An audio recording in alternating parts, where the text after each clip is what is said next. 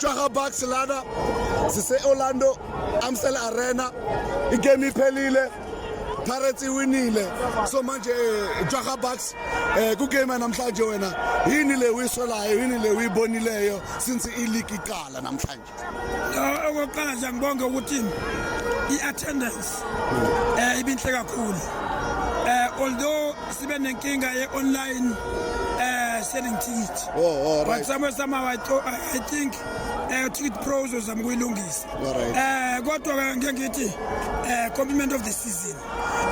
Iyona into besifisa ukuthi ileague ke siqale ngale giya ngoba uma season adlule uma siqala la ekhaya besiqala ngegiya ngeko right.